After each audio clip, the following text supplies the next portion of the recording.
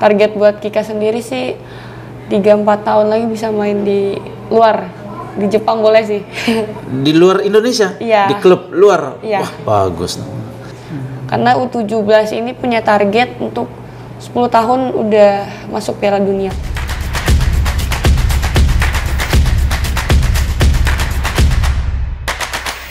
Kika Putri Ramadhani, Ya. pemain timnas Putri U17 yang baru-baru ini tampil bersama timnas Putri U17 di Piala Asia U17 2024 di Bali. Oh ya, pemirsa, perlu tahu si Kika Putri Ramadhani ini adalah anak atau putri dari Maisir Alam, seorang legenda Persepar Kalteng, dulu libero handal di masanya, yang pernah memperkuat Persepar Kalteng di era, di tahun berapa ya, sekitar 95 2000 ya. Iya. Ya, 95 2000. Ya. Nah, itu sekarang bapaknya sudah pensiun jadi pemain bola, anaknya yang melanjutkan. Iya. Dari usia berapa mulai jatuh cinta dengan bola? Dari kelas 4 SD itu Kelas 4 SD sudah jatuh cinta dengan bola. iya. Jadi dulu itu juga Kika nari ikut sanggar, ikut Usia berapa?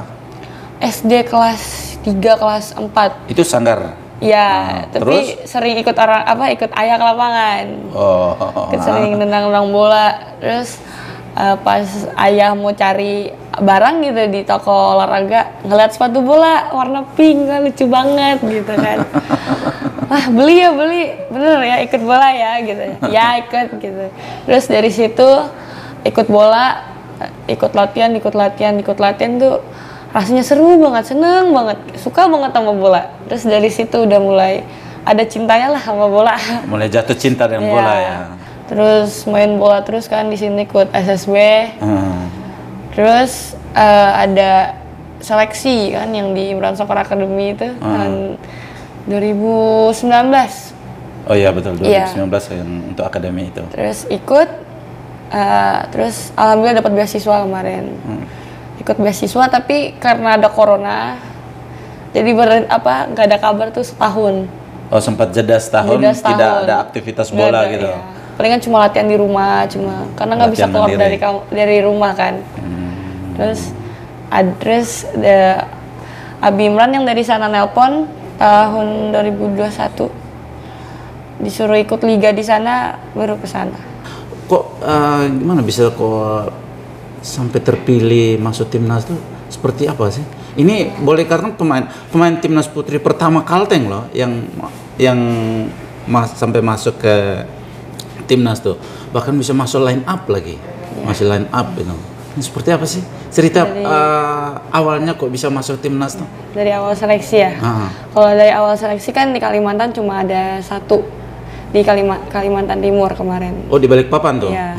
Terus karena kendala biaya kan jauh juga kan dari Kalteng, kita akhirnya setelah seleksi udah selesai di Kaltim nanya ke pelatih yang ada di Jakarta, coach ini Kika bagaimana Pak? Ada seleksi lagi di Jakarta, biar ikut di Jakarta aja. Oh, tapi sebelumnya kan sebelum Kika ikut seleksi timnas kan Kika kan masuk SSB di Jawa kan? Iya. Di mana tuh? Di Raga Negeri Women. Di Bogor tuh ya? Di Jakarta. Di Jakartanya. Berapa lama ke SSB di Bogor tuh? Di Jakarta tuh? Di Jakarta baru ada 1,5 tahun, 2 1,5 tahun. tahun. Sebelumnya udah masuk akademi juga. Di mana tuh? Di Imran Soccer Academy. Dari tahun 2021. Berarti dengan pengalaman itu kamu beranikan diri untuk ikut tes masuk timnas tuh. Lanjutkan, gimana tadi kok bisa ikut tes timnas putri itu? Ada kabar ada seleksi di Jakarta, seleksi terakhir untuk timnas putri yang U17, ikut transfer terbang ke Jakarta. H1 seleksi di Jakarta, baru ke Jakarta. Terus ikut seleksi, alhamdulillah lolos. Terus dari berapa orang yang ikut seleksi waktu di Jakarta tuh? Di itu Jakarta berapa orang? tuh sejabotabek Jabodetabek tuh 100 orang lebih. 100 lebih itu. Terus? Hampir 100 kayaknya. Terus alhamdulillah lolos. Stay seminggu Yang lolos untuk regional Kalimantan tuh berapa orang tuh yang seleksi, yang lolos seleksi? Itu kan ada beberapa tempat kan seleksi timnas tuh. Salah satunya di Balikpapan tadi. Sementara Kika ikut yang di Jakarta. Yang Jakarta berapa orang yang lolos? Yang lolos itu ada mungkin 10-an gitu. 10. Kan ada 3 gelombang. Oh, ada 3 gelombang. 3 gelombang itu mungkin ada 30 anak dibagi jadi berapa gelombang gitu. Oh, gitu. Kika ya ikut yang gelombang terakhir tuh. Enggak, Kika ikut yang gelombang pertama. Terus ikut gelombang akhirnya seminggu stay di Jakarta, nunggu baru ikut seleksi yang nasional. Nasionalnya. Iya. Seleksi nasional. Seleksi nasional itu sudah termasuk pemain yang dari daerah-daerah lain tadi, termasuk dari Balikpapan itu gabung di Jakarta untuk ikut seleksi itu. Itu berapa orang totalnya? Dari gelombang pertama tuh ada 30 anak. 30 anak. Terus dari gelombang 1 itu yang dapat ada 7 apa 8 orang, terus lanjut gelombang 2 lagi. Alhamdulillah lolos. Terus terakhir gelombang 3. Gelombang 3 itu anak-anak ex timnas. Oh, berarti yang mantan-mantan timnas seleksi terakhir ya? Sebelumnya ya, itu masuk terakhir. Terus alhamdulillah udah selesai dari gelombang 1, gelombang 2, gelombang 3. Libur lebaran. Terus alhamdulillah kepanggil lagi di Bali. Di Bali itu ada 30 orang yang masuk. Ada itu kan pemusatan latihan di Bali sekaligus seleksi lagi kan? Iya, seleksi lagi. Berapa hari itu ada pemusatan latihan sekaligus seleksi lanjutan tuh? Ada 18 hari. 18 harian. 18 hari. Per 3 minggu. Di stadion apa di sana?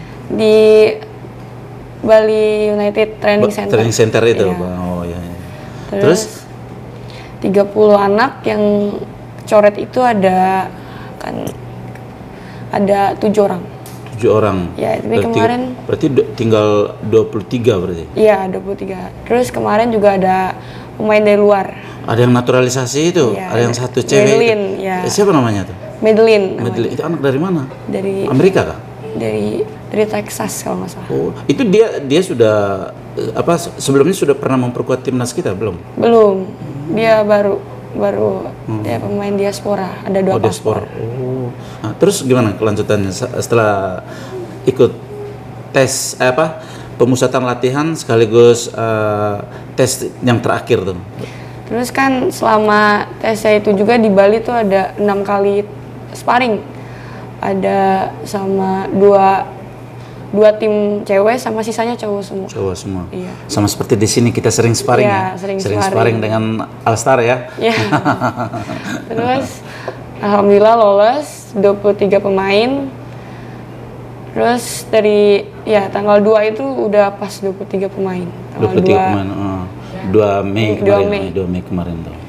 Terus match pertama lawan Filipina. Kan laga pertama tuh tanggal 6 kan? 6 sore itu lawan Filipina itu. Gimana waktu pertama tampil di laga resmi bersama timnas dan lagi kamu langsung masuk line up kan? Pertama tuh. Seperti apa sih? Awalnya sih kan belum dikasih tahu kan line up-nya itu startingnya itu sebelum bertanding baru diumumin startingnya. Starting 11 itu baru diumumkan beberapa jam sebelum pertandingan? Iya. Itu yang pas lawan Filipina. Ya, yang lawan Filipina. Nah, Kika sudah membayang bahwa nanti saya terpilih atau enggak? Iya, udah punya feeling. Starting, tapi ya harus siap apapun keputusan coach, tetap siap sih. Mau main gak main tetap harus siap, tetap semangat ya. Terus pas lagi dikasih tahu siapa yang main, kan main pertama jadi striker sama Claudia sepertinya Claudia kemarin saya lihat tuh. Iya, tapi Claudia pas starting jadi sayap dulu. Iya. Enggak demam panggung lah waktu tampil? Enggak. Mungkin gara-gara ada rasa semangat itu udah hilang aja, udah nggak ada rasa deg-degan tuh udah fokus fokus main aja. Terus udah selesai bermain, skornya 6-1 ya. 6-1 ya betul. Itu mereka pemain Filipina juga kebanyakan pemain dari luar. Oh, mereka naturalisasi juga mereka ya. Kebanyakan anak dari Amerika, USA. USA juga. Hampir semua kayaknya. Naturalisasi ya. Terus rest 2 hari bisa lawan Filipina. Baru ya lawan Korea Selatan lagi. Korea Selatan. Oh, ya lawan Korea Selatan. Diumumin startingnya itu pas selesai makan siang. Karena sore mau tanding tuh, malam mau tanding, makan siang baru kasih starting. Alhamdulillah main full. Kemarin. Iya, kemarin kamu main full ya. Kami nonton juga. Iya. Kami iseng aja membuka sini supaya lihat gimana sih Kika tuh. Yang 12-0. Itu banyak pelajaran sih dari situ. Terus banyak terakhir lawan Korea Utara tanggal 12 itu. Iya. Lawan Korea Utara Kika cadangan, gantian sama yang lain. Iya. Terus kurang 15 menit terakhir main lagi. Gimana perasaan kamu setelah main 3 kali ya? 3 kali ya, 2 kali masuk starting 11, terus yang ketiganya cadangan. Bagaimana perasaan kamu setelah memperkuat timnas? Orang tuh berlomba-lomba loh jadi atlet nasional gitu. Ya, seneng sih. Terus bangga juga walaupun ada kecewa karena kalah, tapi bangga aja udah bisa ngelawan tim kuat kayak gitu. Dari Korea Selatan, dari Korea Utara, terus Filipina juga. Soalnya bukan negara yang main-main juga kan. Iya, mereka sudah salah satu tim kuat di Asia dan sudah tampil di level dunia. Kalau menurut penglihatan Kika waktu lawan Filipina, lawan Korea Selatan, lawan Korea Utara, kalau permainan mereka seperti apa sih? Bagus banget sih. Mereka juga persiapannya itu kalau nggak salah udah dari setahun yang lalu mereka udah ikut kualifikasi. Sedangkan kita kemarin nggak jadi ikut. Ya betul lah. Dan mereka juga ada persiapan TC, training center, training camp juga dari kayak Jepang yang negara-negara itu udah dari tahun lalu. Udah training camp TC terus. Setelah Kika melihat penampilan yang gemilang dari pemain-pemain luar itu dari Korea Selatan, Korea Utara, dari Filipina, apakah Kika punya dalam hati berpikir saya harus seperti mereka, masa mereka bisa, saya harus bisa tampil seperti mereka, begitu? Ada? Jujur pas udah ngeliat cara main mereka tuh di lapangan tuh udah wah termotivasi. Di lapangan tuh udah aku juga pengen kayak mereka, coba terus pas di lapangan ya, tapi karena masih jauh kan jadi kayak termotivasi, wah aku harus kayak gini nih. Ada nggak di antara pemain lawan itu yang kamu kagumi karena penampilannya yang sangat menawan? Dalam permainan sih pemain Korea Utara hampir semua rata ya. Rata tuh punya kecepatan, punya kontrol bola bagus, terus longnya juga bagus, passingnya pada agresif banget. Kalau udah ngepres tuh agresif banget gitu. Oh ya, sampai kita kalah berapa? 9 ya? Iya, 9-0 ya, yang dengan Korea Utara itu. Terus kalau yang lebih suka banget ngeliatnya sih pemain Jepang. Gelandangnya nomor 14 kalau nggak salah. Kok Jepang? Iya. Korea. Pas nonton. Oh, pas nonton mereka main. Match, ya, betul. Yes. Ya, yang mereka kan grup lain kan. Betul ya. Jepang waktu mereka main dengan apa waktu itu? Lawan Thailand, terus lawan Cina tuh mereka menang 4-0.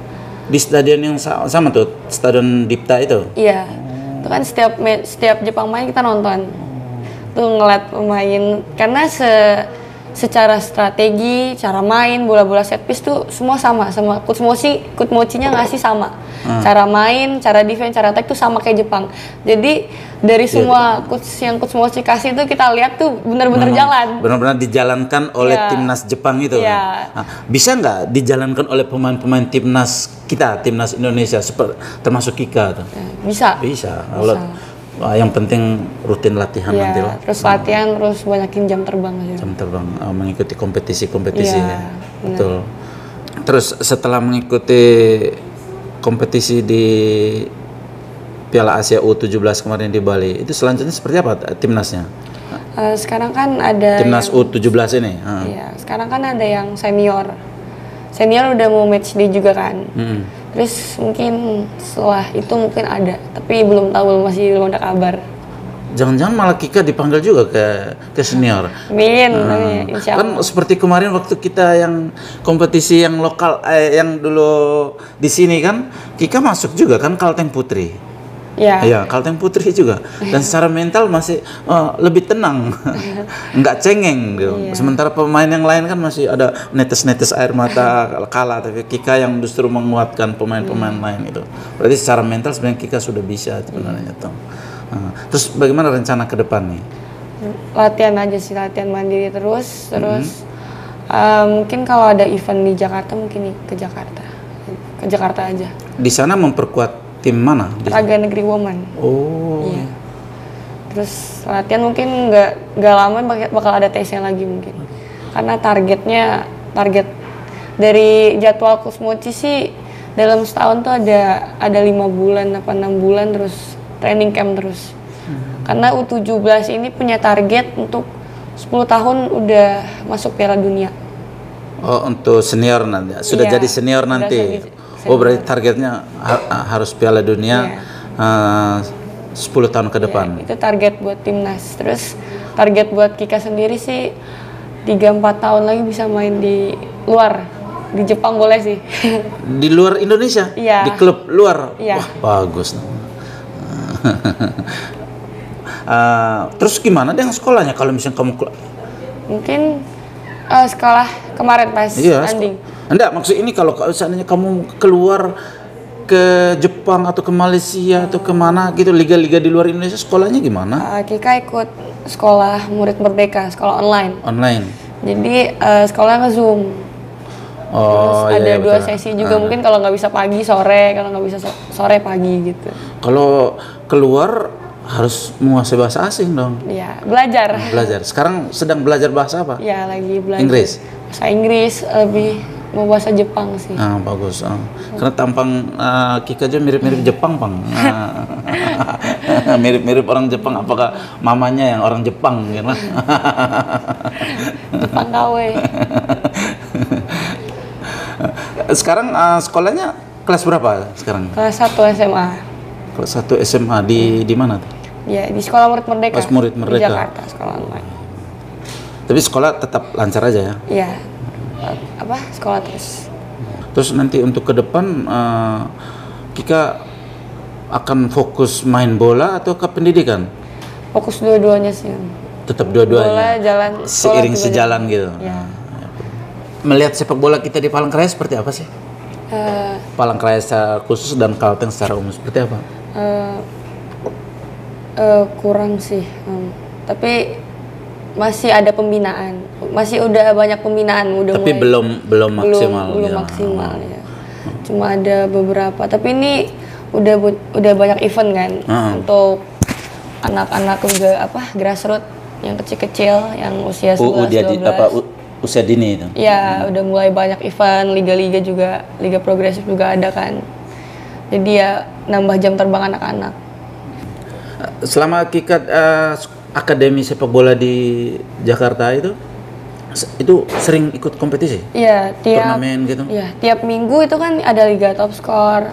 Itu pas setiap minggu, setiap Sabtu Minggu itu selalu ada tanding. Selalu ada.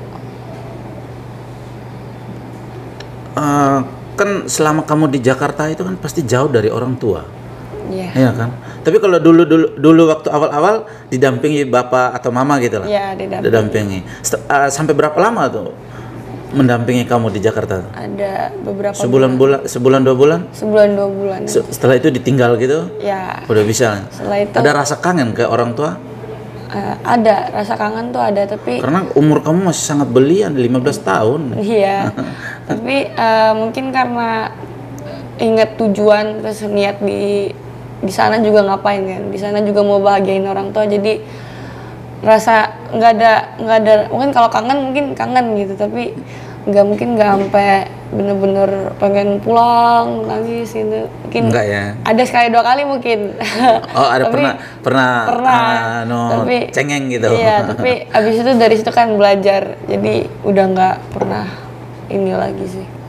Di sini saya melihat prestasimu ini luar biasa ya, ikut kompetisi ini turnamen Piala Gubernur DKI Jakarta, top skor putri, Oh, kamu pernah memperkuat ikut kompetisi yang level putra juga? Iya. Top skor putra U12 itu. Iya. Wih. Top skor. Itu waktu main lawan tim putra gimana? Itu kan Kika turun 2 tahun ikut. Jadi Oh iya. ke 2008 ikutnya yang 2010. 2010 yang Iya. putra 2010. Oh ya, sehingga bisa selevel gitu. Iya, selevel. Tapi mungkin ada pemain yang 2010 yang udah mateng. Iya, Jadi kadang suka kalah juga kan. Secara skill, secara ini kecepatan juga kalau cowok udah pasti menang. Pasti menang. Tapi lebih dari situ lebih belajar sih, lebih kerja keras lagi kalau udah ikut main cowok tuh lebih tertantang. Tapi kan kalau di tim Kalteng Putri, Kika masuk tim senior juga. Iya. Masuk tim senior juga sudah tampil beberapa kali memperkuat Kalteng Putri kan. Iya. Sementara yang pemain-pemain lainnya kan ada yang usia 20, 22. Iya. Ya, ada salah satunya pemain timnas yang dari Kalteng siapa? Amanda ya? Amanda itu. Mungkin sebelum kita mengakhiri podcast kita, mungkin ada saran atau pesan untuk anak-anak Kalteng, anak-anak Palangkaraya. Karena di luar sana tuh banyak anak-anak kita tuh yang sebenarnya cita-cita ingin menjadi pemain timnas gitu. Hanya mereka tidak tahu apa sih yang harus mereka lakukan, bagaimana caranya untuk bisa bersaing supaya bisa tembus ke level nasional. Itu bagaimana saran dari Kika? Terus berlatih, yang paling penting disiplin. Tapi kalau nggak disiplin nggak bakal jadi apa-apa. Terus kita butuh konsisten. Kalau kita disiplin tapi cuma seminggu 2 minggu, disiplinnya kita nggak bakal jadi. Harus konsisten. Disiplin. Konsisten dengan kedisiplinan itu. Iya. Terus berlatih dan jangan pesimis karena di sini kurang pembinaan, harus berani keluar dari zona nyaman. Oke, terima kasih Kika Putri Ramadhani yang telah hadir ke podcast Kalteng Pos hari ini. Semoga sukses selalu. Amin. Dan cita-citanya untuk terus memperkuat timnas dan bisa tampil di liga di luar Indonesia. Tadi katanya ke Jepang, mudah-mudahan bisa tercapai. Amin. Oke, selamat ya.